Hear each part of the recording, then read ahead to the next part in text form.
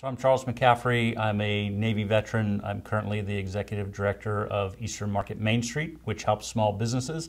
So the first thing I would tell anyone is that everyone has stories. So if you're concerned that your life has not been adventurous enough, it's not true. The simplest interaction during the day can make for an amazing story. So tips that I would give is keep a journal. Always have a journal on you, whether it's paper, which is my favorite type, or there's a lot of digital apps that are available as well. Second tip is to make sure you make time every day to do some writing. It doesn't have to be good writing, just make sure that you get into the habit of writing and every day, because you're going to come back to it, you'll start seeing patterns, and that's how the stories start to develop. Another tip that I would give is to certainly take a class on it.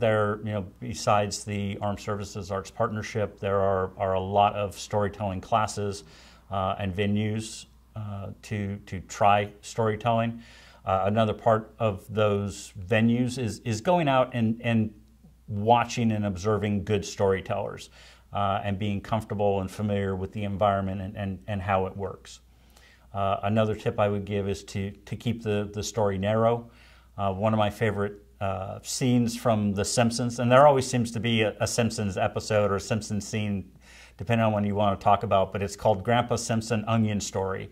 And he just talks nonsensically and rambling.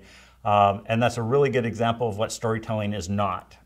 You want to keep it down to about 5 to 7 minutes with a narrow focus on it. So even like a 1 or 2 minute interaction can be turned into a 5 or 7 minute story, but keeping it narrowly focused is a good tip. And then lastly is practice, practice, practice. I think we all, especially those of us in the military, think we're really good at storytelling, but we're probably better at just rambling. And so practice definitely makes perfect.